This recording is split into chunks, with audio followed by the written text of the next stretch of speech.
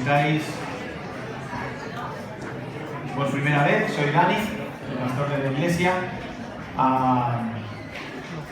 y hoy se juntan, qué jaleo, eso es Lila, así que bienvenido.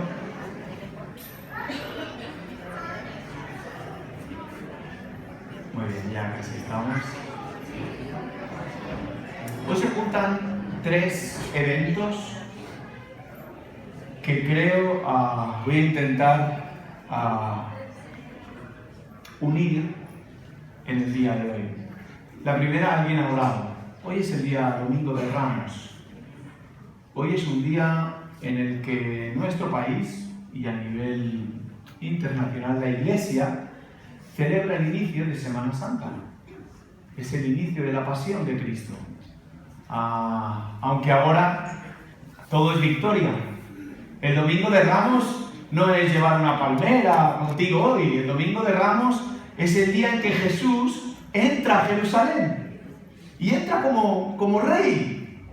Las palmeras, los mantos, la ropa que tenía la gente y tira a Jesús era símbolo de victoria. Porque el rey estaba entrando en la ciudad. Así que es un día de fiesta. Yo cuando he empezado a decir, la gente cuenta en la Biblia, Lucas, todos los evangelistas, Lucas, Mateo, Marcos, Lucas, narran la entrada de Jesús a Jerusalén. Y dicen que se cantaba Hosana. Jesús es el Salvador, Jesús es el Rey. O sea, es una pedazo de fiesta. Así que cuando hemos empezado cantando Hosana, estaba intentando pensar, ¿no? Eso de alguna manera se vivió cuando Jesús entró de nuevo a Jerusalén, sabiendo de que el final era ir a la cruz. Ese es uno de los eventos. Hoy tenemos a Emma y a David y a Sarai que traen a su pequeñita, a Emma, que tiene ya un mesecito. Un mes, 3 semanas. Y hace 2 meses casi. Madre mía, pasa el tiempo rapidísimo. Y ya han estado entre nosotros, pero quieren ponerla delante de Dios. En sí, si me dejáis unirlo con el primer evento, quieren que Jesús sea el rey de su vida. Quieran que Jesús sea el que le dé la victoria en medio de cualquier circunstancia de la vida. Y el tercer evento es que estamos haciendo una serie preciosa que se llama La Iglesia que transforma el mundo. Y estamos estudiando desde hace como 3-4 semanas el libro de los Hechos. Y hemos visto cómo Dios usa a su pueblo hasta el día de hoy. Y es algo tan magnífico, tan extraordinario, que Dios usa personas para transformar el mundo. Eso es la Iglesia. Dios, a través del poder del Espíritu Santo y lo que pasa en los primeros capítulos del libro de Hechos, va a permitir que personas como tú y como yo lleguen a transformar el mundo. En sí nosotros estamos viviendo parte de lo que se vivió en Jerusalén aquellos días. Así que hoy tocaba el capítulo 4 y me vais a permitir que brevemente, voy a intentar ser muy breve, mezclemos estos 3 eventos para todos salir con una lección retadora en nuestra vida. Así que os pido por favor que me acompañéis al libro de Hechos, capítulo 4, y vamos a leer solo los 22 primeros versículos. Es un texto precioso. Si os acordáis, la semana pasada vimos la respuesta de la Iglesia ante la predicación de Pedro. Pero la respuesta ante la predicación sigue habiendo, ya no solo por parte de la Iglesia, que la vamos a ver también esta mañana, sino por la gente que estaba a su alrededor. Y Pedro y Juan tienen que ir a la cárcel por eso, por haber predicado el Evangelio. Son momentos difíciles para la Iglesia, pero qué hermoso que para Pedro y para Juan sigue siendo una fiesta. Para Pedro y para Juan sigue siendo una fiesta, aunque salen de la cárcel. Sigue siendo una fiesta porque tienen claro quién es el rey de sus vidas. Ya me podría sentar, porque os he dicho el resumen completo de todo el día de hoy. Acompañadme, capítulo 4 de Hechos. Dice que mientras Pedro y Juan hablaban a la gente, se presentaron los sacerdotes, el capitán de la guardia del templo y los saduceos, y estaban muy disgustados, porque los apóstoles enseñaban a la gente y proclamaban la resurrección, que se había hecho evidente en el caso de Jesús. Y prendieron a Pedro y a Juan, y como ya anochecía, los metieron en la cárcel hasta el día siguiente. Pero muchos de los que oyeron el mensaje creyeron, y el número de estos llegaba ya a unos 5.000. Si os acordáis, capítulo 2 eran 3.000, ahora ya son 5.000.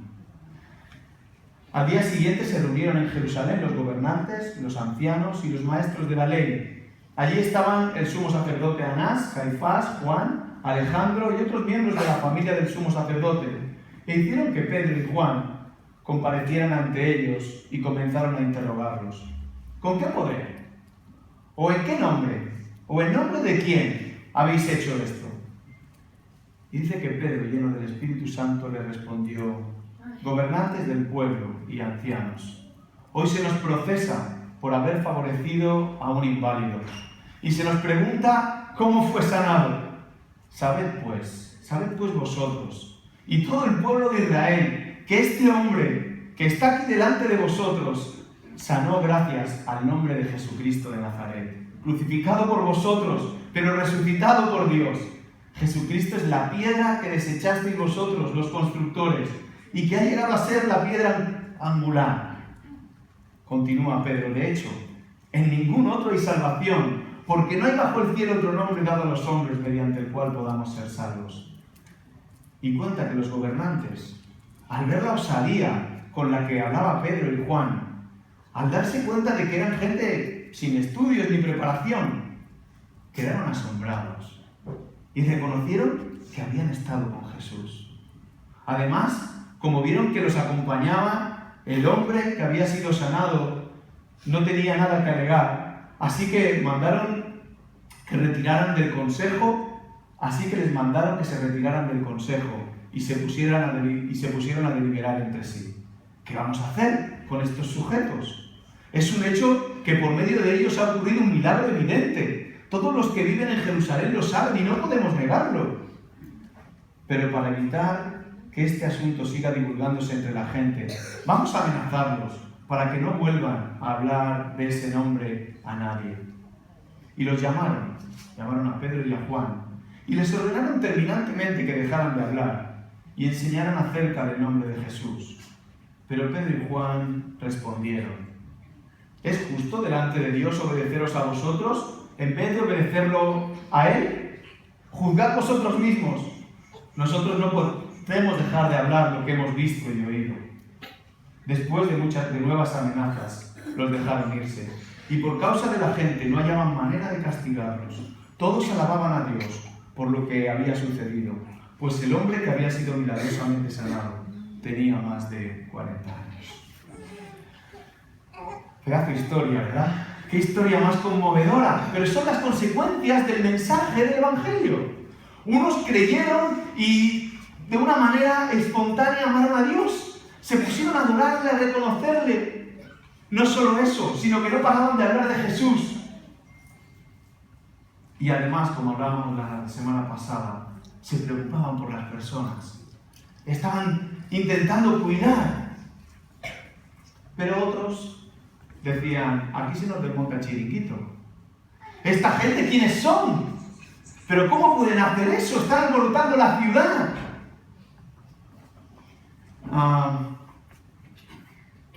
¿Cómo podemos movernos cuando viene la crisis? ¿Cómo podemos ser de impacto cuando realmente vienen los problemas por causa de hacer aquello que es la esencia de la Iglesia? Amar a Dios, hablar de Jesús y cuidar nuestro entorno.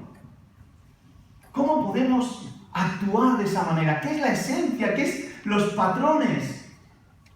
¿Cómo queremos que algún día Emma y con él de todos los demás se comporte cuando vengan las dudas, cuando vengan los ataques? Porque cuando uno habla de Jesús, vienen muchos que pican la puerta. A ti te han comido el tarro, a ti eso no es verdad. Eso, ¿cómo reaccionamos?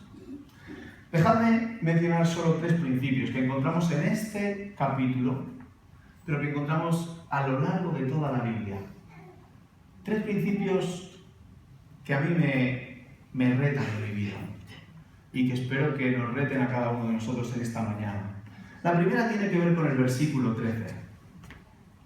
Dice que los gobernantes, cuando vieron cómo se enfrentaban, imaginaos, a unos pescadores que después de explicar lo que ellos habían visto y vivido y haber estado con Jesús y que no paraban de hablar, te cogen y te meten a la cárcel para que te calles. Encima se reúnen para hacerte presión y que de ahí no sigas en este camino, que vas a ir mal. Pero fijaos que dice el versículo 13. Los gobernantes, al ver la osadía con que hablaban Pedro y Juan, y al darse cuenta de que eran gente sin estudios, quedaron asombrados. Quedaron asombrados y reconocieron que habían estado con Jesús. El primer patrón, la primera señal ante la crisis es atreverte a ser diferente. Atreverte a no ir como va todo el mundo, a no ir con la corriente, a no ser uno más en medio de la sociedad en la que vivimos. Pedro y Juan se atreven, dicen la palabra en el original, que tuvieron osadía, tuvieron agallas. Fueron valientes de ir contracorriente. No les importaba la presión de su alrededor.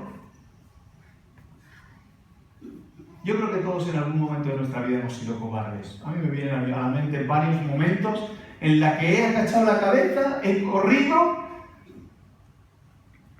¿Y cuántas veces me he arrepentido de haber hecho eso? Pedro y Juan fueron valientes. Fueron diferentes a todo lo que los rodeaba porque tenían claro qué es lo que vivían. ¿Sabes?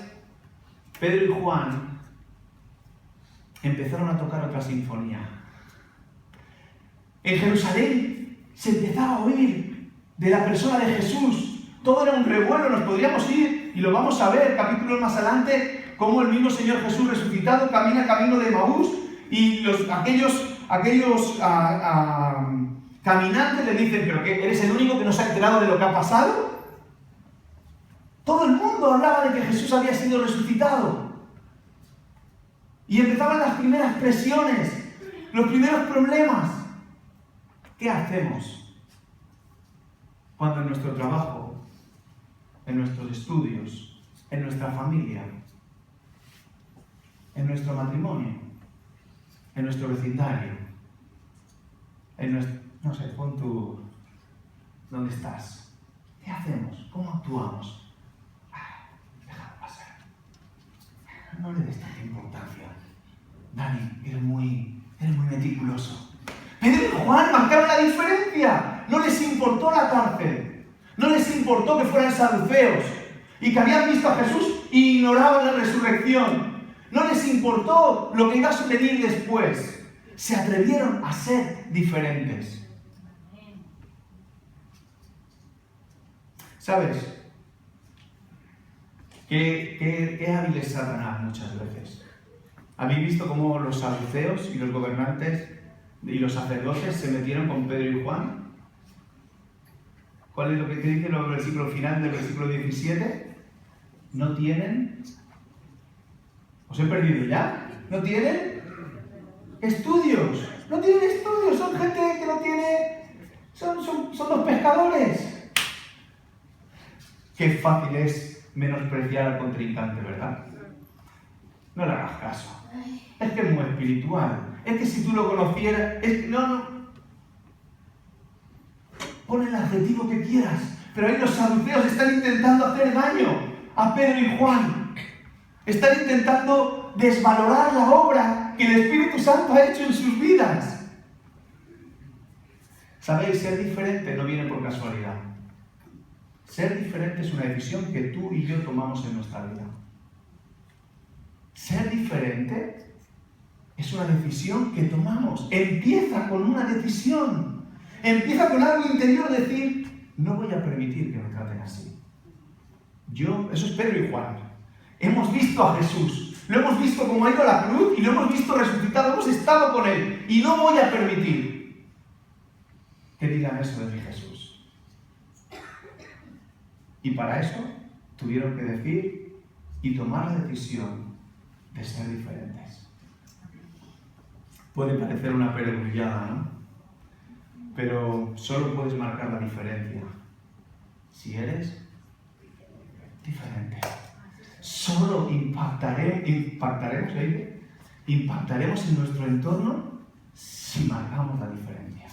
Solo podremos influenciar en nuestro entorno cuando decidimos en primera persona: voy a marcar la diferencia. Da igual lo que haga mi padre, da igual lo que haga mi madre, da igual lo que hagan en la escuela. Yo por ahí no paso. Son mis principios, son mis valores, es mi creencia. Es lo que Dios me manda en mi vida.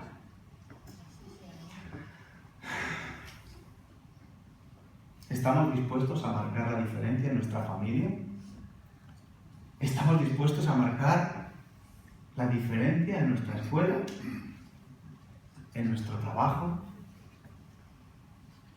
Os podría empezar a decir nombres de personas que dijeron: por aquí no pasamos. Colón se negó a creer que la Tierra era plana. Y ahora todos recordamos a Colón. Porque cogió, y yo siempre que... A mí me gusta mucho el mar, los que me conocéis. Y siempre que pienso lo que cruzó este señor en un barquito de 12 metros, es una locura, es impensable. Pero ese hombre pensó que había tierra después de Finisterre. Y todo el mundo: ¿qué haces, loco, Colón? La Tierra no es plana. Pero lo mismo pasaría con Abraham Lincoln. Él no pensó que la esclavitud era algo normal. No, dijo: eso no es normal. Y luchó. Einstein dijo, lo menospreciaron, decían que era uno de los peores chavales de la clase. Lo menospreciaron. Pero él dijo: yo no voy a ser un científico más. No sé lo que le van a decir a Emma. Pero mi reto para David y para Sarai, para cada uno de los que estemos aquí, es que seamos valientes para marcar la diferencia. Ahora veremos cómo vamos a marcar esa diferencia. Cómo la marcan Pedro y Juan, cuáles sus reglas de camino. Pero lo primero es: tenemos que saber que vamos a ir contra corriente. Que van a venir crisis, que van a venir problemas, que van a venir por causa de haber tomado la decisión de seguir a Jesús.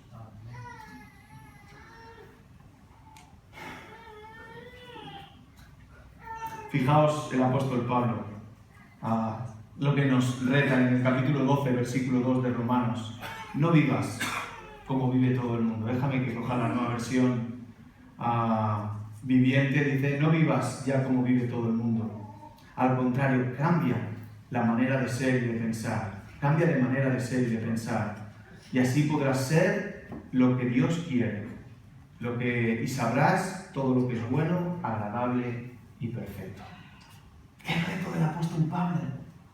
¡Qué reto tan hermoso para nuestra vida! No vivas como vive todo el mundo. Hoy parece que el que no tiene móvil... Yo agradezco a Pepe que aún no se haya comprado el smartphone. Para mí es un ejemplo. Y a veces quedará excluido, ¿verdad? Y parece una tontería, pero parece que lo que está bien es lo que hace todo el mundo. Porque lo hacen los demás, tengo que hacerlo yo. Cuidado en nuestra vida.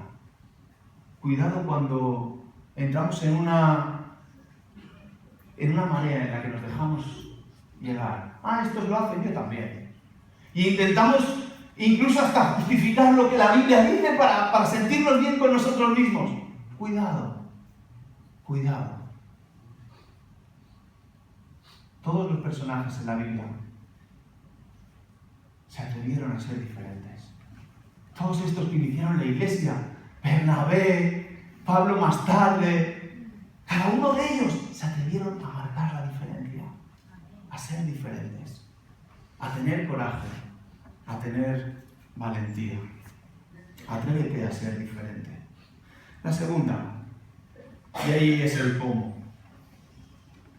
a desarrollar una perspectiva del reino, a desarrollar una perspectiva de pensar en lo que Dios quiere. ¿Sabéis qué Hechos se le llama, sobre todo cuando estudias un poquito, no se le llaman los Hechos de los Apóstoles, sino los Hechos del Espíritu Santo? Porque es el Espíritu Santo el que va a ir moviendo a su pueblo allí donde Dios los quiere.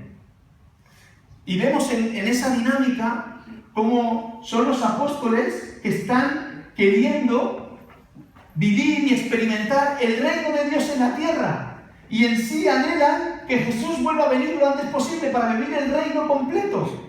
Y que Jesús ocupe un lugar definitivamente. Lo que vemos en este capítulo es que aquel pueblo, Pedro y Juan, desarrollan una perspectiva de poner a Jesús como rey. Desarrollan una perspectiva de reino. En sí va a poner, ahí desarrollan una monarquía. Ahora eso queda muy bien, ¿verdad? Todo el mundo habla de ser no monárquicos, una república. Pues en la Biblia vemos que tiene que haber una monarquía, porque Dios tiene que ser el rey. Y habrá un día, te guste o no te guste, que Jesús volverá y será el rey completamente. Pedro y Juan viven esa perspectiva del reino. Ponen a Jesús en el centro. Fijaos, versículos 10 y 12. Dice, después de todas las presiones, le dicen, pero oye, sabed todos los que estáis aquí delante, que estamos aquí no por... Fijaos, a todo el pueblo de Israel. Que el hombre que vosotros nos acusáis de que hemos sanó, no por nuestro poder, no porque tengamos una varita mágica, sanó gracias al nombre de Jesucristo de Nazaret, que ha sido crucificado por vosotros y que ha sido resucitado por Dios. Si os queda alguna duda, Jesucristo es la piedra que vosotros desechasteis. Es el eje de todo lo que estamos esperando. Y por si fuera poco, Pedro añade, y es que no vais a encontrar salvación en ningún otro. Es nuestro Salvador. Qué perspectiva del reino tan hermosa. Pedro y Juan están diciendo, nuestra vida está centrada en Jesús. Ya no miro mi voluntad, miro lo que Jesús quiere que yo haga. ¿Qué quiere Dios que hagamos? Normalmente vivimos según nuestras voluntades, ¿no? Tengo hambre, paro. Tengo sed, necesito comprar alguna cosa, la compro. Me ofrecen un trabajo, lo cojo. Pasa alguna desgracia, adelanto. Para adelante, para atrás. Vivimos así. Además, vivimos súper rápido. Ya han pasado meses de ESMA. Y vivimos en una locura. Y no hacemos un stop y decimos, Señor, ¿para quién estoy viviendo? ¿Quién es el rey de mi vida? ¿Lo soy yo? ¿Soy yo el rey de mi vida? ¿Vivo para mí? ¿O vivo para el rey? ¿Es Jesús el que ocupa el centro de mi vida? Pedro y Juan lo tenían clarísimo.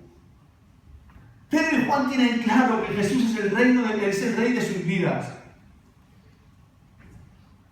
Es pensar en eternidad. ¿Cuánto vamos a estar aquí? 40, 50, 60, 70. ¿Quién se lo iba a decir a la mujer que intentó ayudar, me parece que fue aquí en un pueblecito, al lado nuestro, esta semana, a una vecina que había perdido las llaves y quiso saltar por el balcón, 40 años, y se cayó para abajo.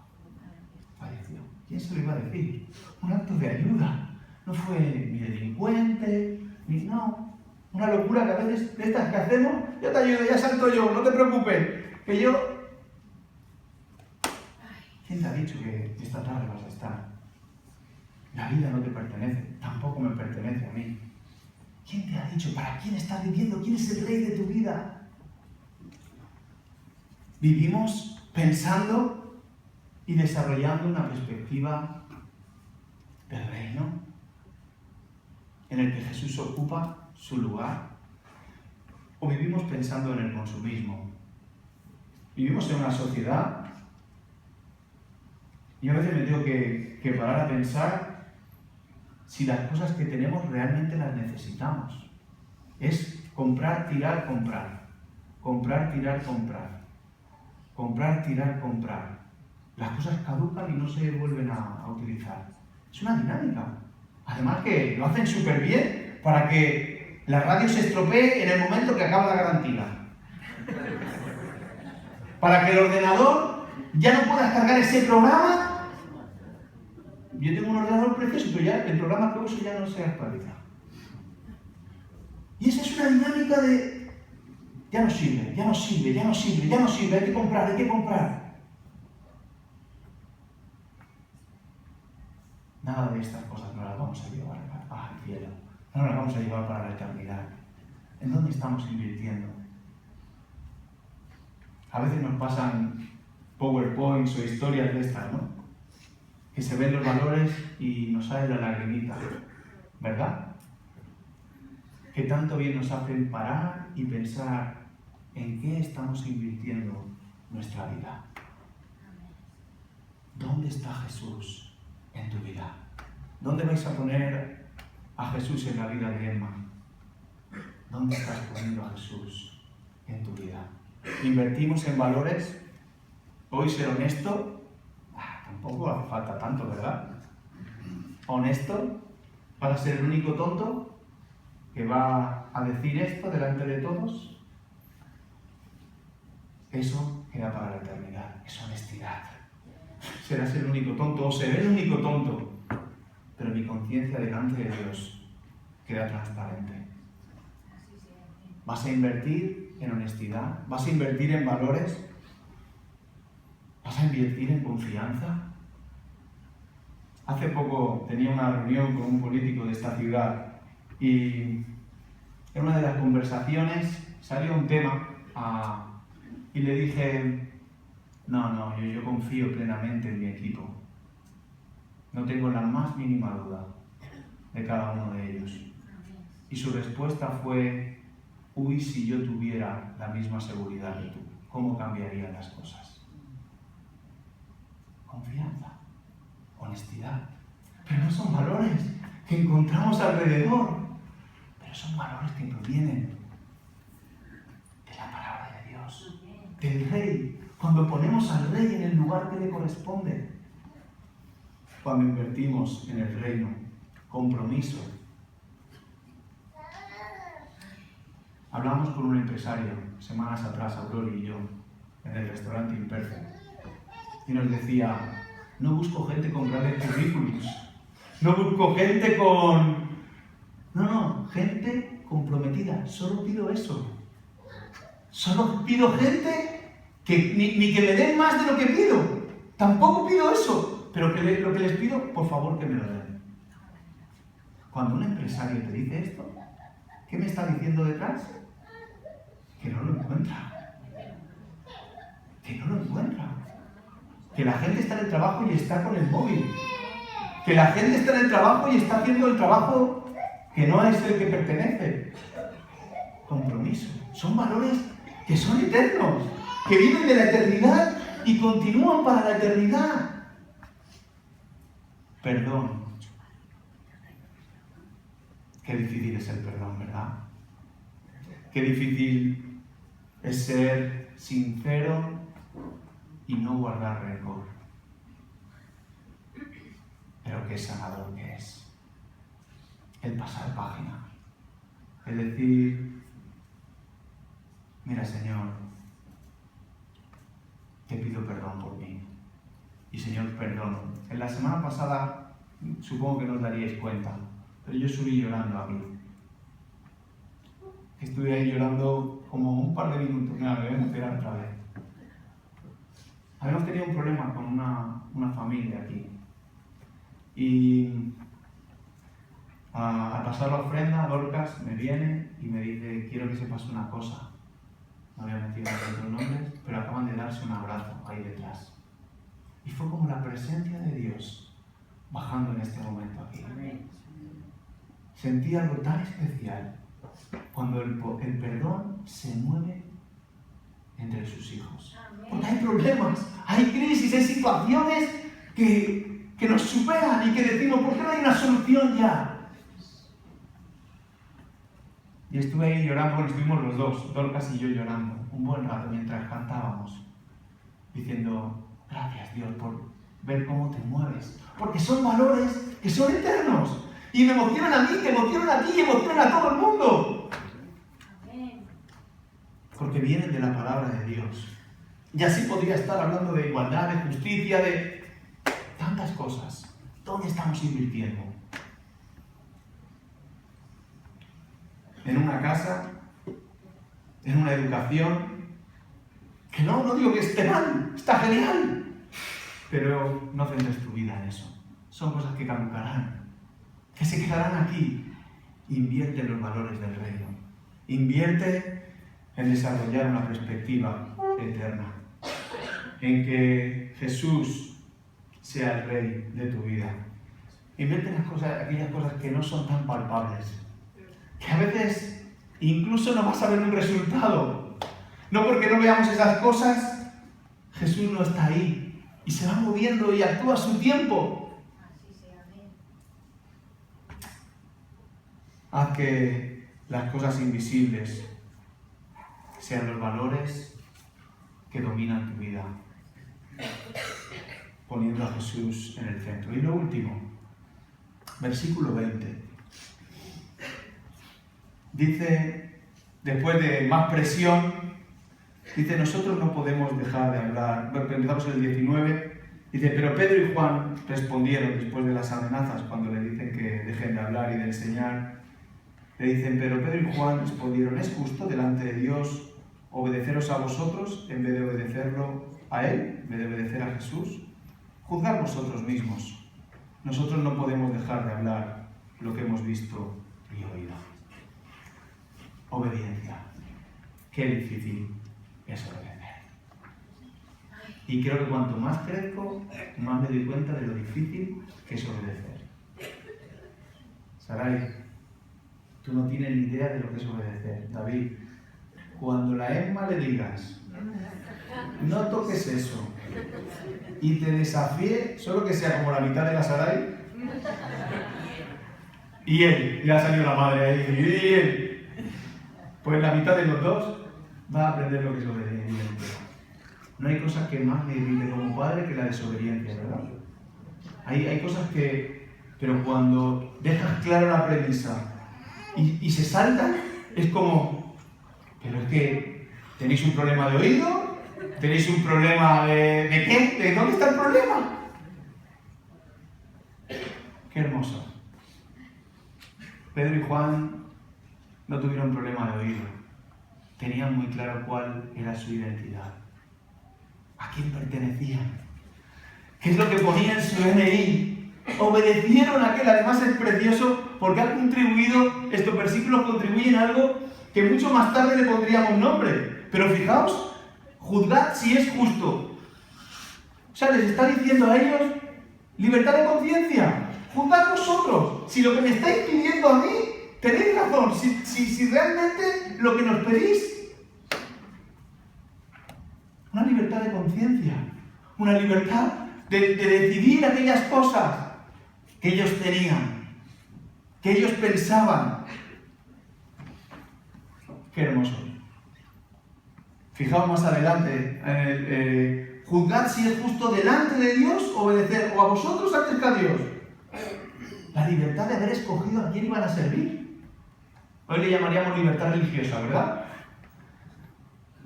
Primero, libertad de conciencia. Sed vosotros los que nos digáis si lo que nos estáis pidiendo es correcto. Luego ahora dejadme pensar. Tengo libertad para decidir a quién quiero servir. Y fijaos el 20. Libertad de expresión. Porque no podemos dejar de decir lo que hemos visto y oído. Qué preciosidad es el Evangelio. Qué preciosidad es obedecer cuando tenemos libertad. No es una obediencia a ciegas.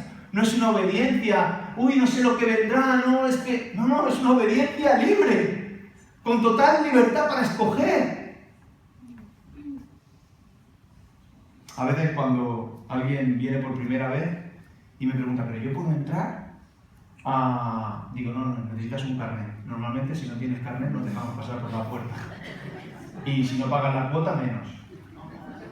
Se quedan así, ¿no? No, era una broma. Aquí entra y sale, cada uno no obligamos a nadie. Somos libres en Jesús. Tenemos la libertad de hablar lo que creemos e intentamos con toda humildad expresar lo que la Biblia dice para guiarnos en nuestra vida. Y aquella iglesia ante los problemas necesitaba obedecer. Una vida sin obediencia es un desastre. Es un desastre. No tiene ningún rumbo. Pero ¿sabéis de dónde viene esa obediencia? De la identidad. ¿En quién estaban basando su vida? Habían puesto a Jesús en el centro y no he podido seguir leyendo por no dar más y voy a acabar. Pero del 23 al 30 ellos honran a Dios. Cogen un texto del Salmo 2 y ponen a Dios como el centro de sus vidas, como el soberano y Señor. Se pone todo el pueblo a orar y a clamar a Dios como respuesta de saber a quién pertenecen. ¿Qué pone tu DNI? ¿A quién pertenece tu identidad? ¿Al partido? ¿Al club de socios? ¿A la empresa? ¿O tu identidad está basada en un Dios soberano? Un Dios que controla todas las cosas. Un Dios que te ama con locura. Que te da libertad para escoger. Y que te guía día a día. ¿Qué pone en tu DNI? ¿Ya habéis hecho el DNI? ¿Aún no? 4 días. Hoy le vamos a dar un DNI aquí. Porque su identidad no la encontrará más y mejor que en la persona de Jesús. No la vas a encontrar en ningún lugar. Ni vas a tener mayor confianza que en la persona de Jesús. Cuando ponemos a Jesús en el centro, cuando nuestra vida tiene a Jesús como Rey. Quiero acabar con una historia que marcó la diferencia en medio de la persecución. Igual lo conocéis, seguro, Juan Crisóstomo. Fue uno de los padres de la Iglesia, era el año 300 y pico, y fue un revolucionario. Era un defensor de la justicia social, era un luchador y se puso ante todos. Hizo cosas muy buenas, otras no tan buenas. Pero escribió muchos mensajes que incluso a día de hoy se conservan. Y dice que el emperador romano le llamó la atención por el desarrollo que él estaba haciendo. Y le intentó recriminar y amenazar con diferentes cosas. Fijaos la conversación que se escribe, que nos llega. Dice que ante las amenazas de desterrarlo por parte del emperador, cuenta Juan Crisóstomo que le respondió: no podéis hacerlo, no me podéis desterrar, porque el mundo entero es la casa de mi padre. Y entonces le dijo el emperador: está bien, entonces te ejecutaremos. Y él dijo: no podéis, mi vida está escondida en Dios. Y entonces el emperador volvió a decir: pues te desposearemos de todas las propiedades. Y dijo Juan Crisóstomo: no podéis, porque no tengo, todos mis tesoros están en el cielo. Y entonces el emperador, ya cansado: entonces te recluiremos en la soledad. Y Juan Crisóstomo dijo: no podéis, porque tengo un amigo divino del cual jamás me separaré. Es una vida que marca la diferencia. Es una vida que va contra corriente. Es una vida que está movida y retada en un entorno contradictorio. Es una vida que busca a Dios, en el que Dios es el soberano. Mi deseo en esta mañana es que Emma coja esa vida y que sus padres la ayuden, que nosotros como iglesia que ayudemos con locura porque lo van a necesitar y que cada uno de nosotros también cojamos ese reto personal de ser influyentes en el lugar que estamos. Vamos a orar.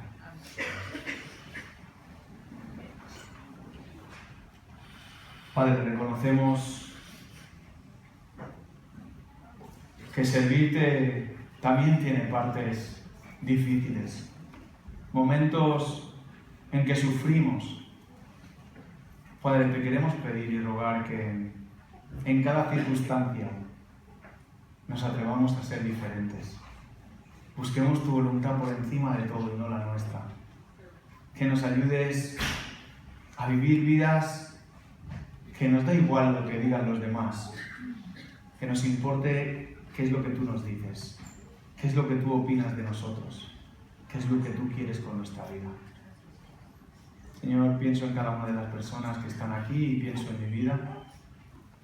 Y Señor, nos ponemos delante de ti para que tu Espíritu Santo se mueva y nos utilice cada día para honra y gloria de tu nombre.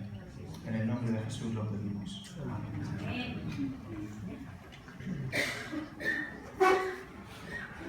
Amén.